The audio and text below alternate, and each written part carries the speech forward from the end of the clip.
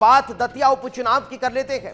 दतिया उपचुनाव में कांग्रेस का बड़ा दांव सामने आ रहा है। राजेंद्र भारती की पत्नी को टिकट मिल सकता है, ये बड़ी जानकारी। शोभा भारती को उम्मीदवार कांग्रेस पार्टी के द्वारा बनाया जा सकता है। मध्य प्रदेश कांग्रेस ने हाईकमान को नाम सौंप दिया है।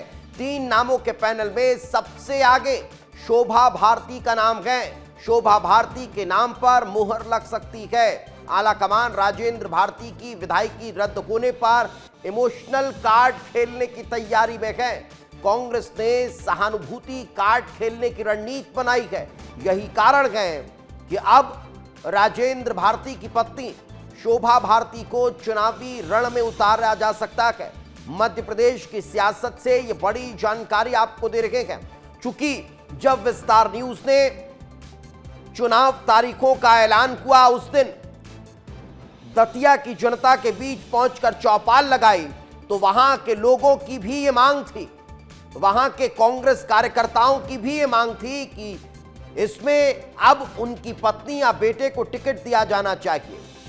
तो शोभा भारती के बारे में आपको बता देते हैं, राजेंद्र भारती का अच्छा राजनीतिक प्रभाव रहा है। यही कारण है कि इन्हें फायदा हो सकता है। सहानुभूति बुनाने के लिए पत्नी को उतारने की रणनीति पर अब काम कांग्रेस पार्टी कर रही है। परिवार से ही टिकट देने की तैयारी हो चुकी है। यही कारण है कि शोभा भारती का नाम फाइनल माना जा रहा है। शोभा भारती ने केमिस्ट्री में एमएससी किया है और एक कुशल गृहिणी है। उनके चुनाव मैदान में उतरने से कांग्रेस पार्टी को फायदा होगा। राजेंद्र भारती की राजनीति का बैक सपोर्ट रहा है। पूर्व विधायक घनश्याम सिंह का चुनाव लड़ने से इनकार कर दिया गया है उनके द्वारा। शोभा भारती का नाम सिंगल अब जो लिस्ट है उसमें नजर आ रहा है। यही कारण है कि यह तय माना जा रहा है कि शोभा भारती को कांग्रेस पार्टी चुनाव मैदान में उतारने जा रही है। तो अंतिम मोहर लगने की तैयारी है। सूत्रों के मुताबिक पूर्व विधायक राजेंद्र भारती की पत्नी शोभा भारती का नाम लगभग तय है।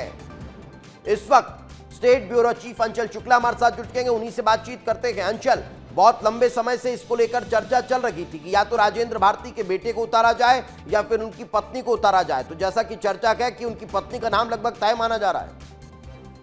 बिल्कुल दीपेश, देखिए इन दिनों अगर मध्य प्रदेश की राजनीति की बात की जाए तो दतिया में होने वाले उपचुनाव को लेकर सभी की निगाहें टिकी हैं।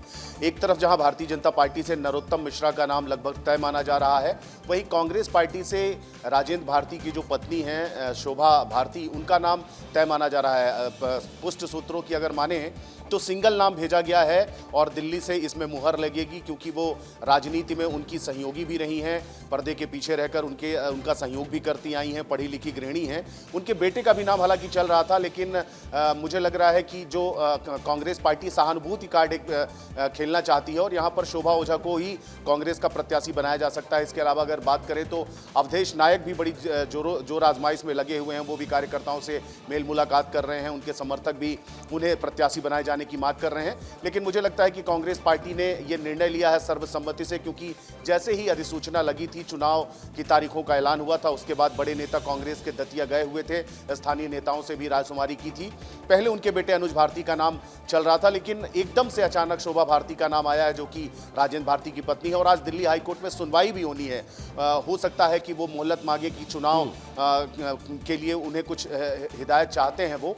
तो ये तो कोर्ट का फैसला है, इसका इंतजार करना पड़ेगा। लेकिन मुझे लगता है शोभा ओझा, जो कि एक सिंगल नाम भेजा गया है, उसी पर मुहर लगनी तय है और जल्दी इसकी घोषणा भी हो जाएगी। दीपेश, बिल्कुल, तो शोभा भारती का नाम लगभग तय माना जा रहा है। ये सिंगल नाम कांग्रेस आला कमान को भेजा गया है और उस पर लगभग मोहर लगती हुई नजर आने वाली। फिलहाल बहुत बहुत शुक्रिया इस तमाम जानकारी के लिए।